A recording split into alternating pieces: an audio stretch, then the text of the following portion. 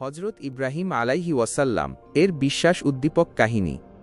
বহু বছর আগে একটি বড় শহরে একটি ছেলের জন্ম হয়েছিল এবং তার নাম ছিল ইব্রাহিম। বর্তমান ইরাকে অবস্থিত এই শহরটিকে ব্যাবিলন বলা হতো। এটি একটি ব্যস্ত এবং সমৃদ্ধ শহর ছিল, যেখানে লোকেরা বাজারে ব্যবসা করত, বড় বাড়িতে বাস করত এবং পাথরের মূর্তি পূজা করত। তিনি বলতেন, এরা আমাদের দেবতা, তারা আমাদের বৃষ্টি দেয়, ফসল ফলায় এবং আমাদের রক্ষা করে।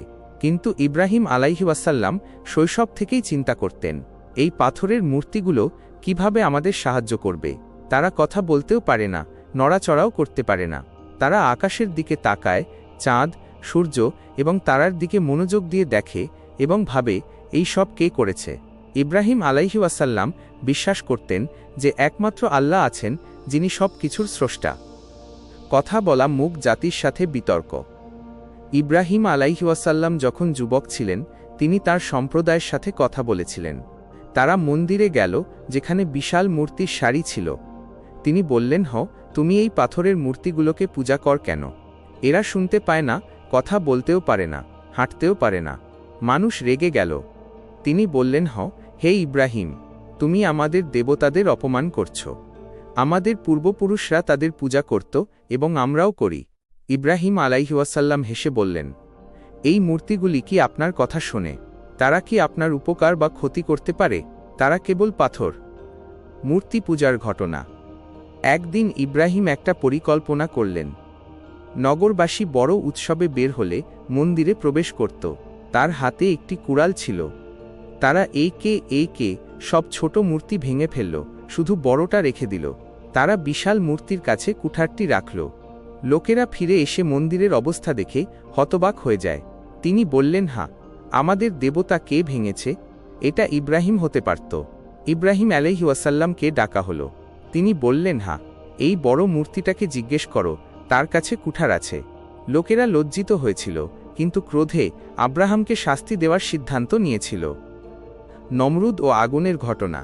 তৎকালীন বাদশাহ, যাকে ভাষ্যকারদের দ্বারা নিমরোদ বলা হতো, নিজেকে ঈশ্বর বলে অভিহিত করতেন। সে খুব গর্বিত ছিল। নমরুদ ইব্রাহিমকে বললেন, তুমি আমার দেবতাদের অপমান করেছ, আমি তোমাকে আগুনে পুড়িয়ে দেব। নমরুদের লোকেরা বিশাল আগুন জ্বালিয়েছিল, এত বড় যে এর শিখা আকাশ ছুঁয়ে যাচ্ছিল। ইব্রাহিম আলাইহি ওয়াসাল্লাম কে দড়ি দিয়ে বেঁধে আগুনে নিক্ষেপ করা হয়। লোকেরা বলল, এটা পুড়িয়ে দাও এবং তোমার দেবতাদের সাহায্য কর।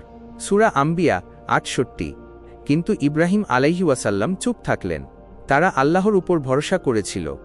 আল্লাহ আগুনকে নির্দেশ দিয়েছেন, হে আগুন, আব্রাহামের কাছে শীতল ও শান্তিময় হও। সূরা আম্বিয়া ৬৯। ইব্রাহিম আলাইহি ওয়াসাল্লাম আগুনে ক্ষতিগ্রস্ত হননি, তিনি নিরাপদ ছিলেন। মানুষ হতবাক। কেউ কেউ বিশ্বাস করলেও নমরুদ ও তার সঙ্গীরা অনড় ছিল। তারা ইব্রাহিমকে শহর থেকে তাড়িয়ে দিল। জাতীয় উদ্যান, মক্কায় হিজরত। আব্রাহাম তার স্ত্রী সারা এবং ভাতিজা লোটের সাথে শহর ছেড়ে চলে যান। তিনি বিভিন্ন দেশে ভ্রমণ করেছেন। একবার তিনি মিশরেও গিয়েছিলেন, সেখানে তাকে পরীক্ষা করা হয়েছিল, কিন্তু আল্লাহ তাকে রক্ষা করেছিলেন।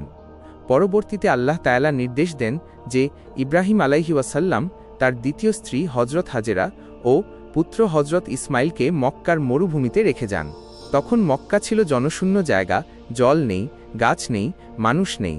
ইব্রাহিম আলাইহি ওয়াসাল্লাম আল্লাহর হুকুম অনুসরণ করে তাদের সেখানে রেখে যান।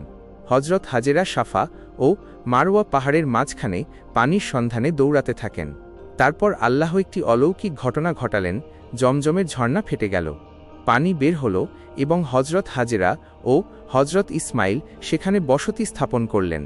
আজও মুসলমানরা এই মহান আত্মত্যাগকে স্মরণ করার জন্য হজের সময় পরিচ্ছন্ন থাকার চেষ্টা করে। ত্যাগের মহা পরীক্ষা। অনেক বছর পর আল্লাহ ইব্রাহিমকে আরেকটি বড় পরীক্ষা দিলেন। তিনি বললেন, হে ইব্রাহিম, তোমার প্রিয় পুত্র ইসমাইলকে আমার পথে কোরবানি কর। ইব্রাহিম আলাইহি ওয়াসাল্লাম আল্লাহর আদেশ মেনে নিলেন। তিনি হজরত ইসমাইলকে বললেন, বাছা, আল্লাহ আমাকে তোমাকে কোরবানি করার নির্দেশ দিয়েছেন, তুমি কি বলো?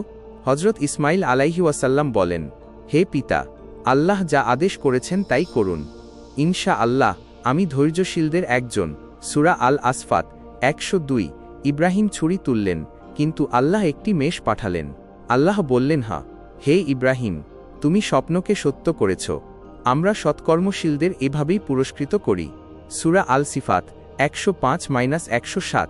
প্রতি বছর ঈদুল আজহায় আমরা এই ঘটনার কথা স্মরণ করি। কাবা নির্মাণ। হজরত ইব্রাহিম আলাইহি ওয়াসাল্লাম এর সবচেয়ে বড় কৃতিত্ব কাবা নির্মাণ। তিনি হজরত ইসমাইল আলাইহি ওয়াসাল্লাম এর সঙ্গে মিলে মক্কায় কাবা নির্মাণ করেন। তিনি প্রার্থনা করলেন, হে আল্লাহ, আমার প্রজন্মের মধ্যে একজন নবী পাঠান যিনি মানুষকে সত্যের দিকে ডাকবেন। সূরা বাকারা 129। আল্লাহ তাদের প্রার্থনা কবুল করেন এবং বহু শতাব্দী পরে হজরত মুহাম্মদ শাহ তাদের প্রজন্মে জন্ম। হজরত ইব্রাহিম আলাইহি ওয়াসাল্লাম কে খলিলুল্লাহ অর্থাৎ আল্লাহর বন্ধু বলা হয়।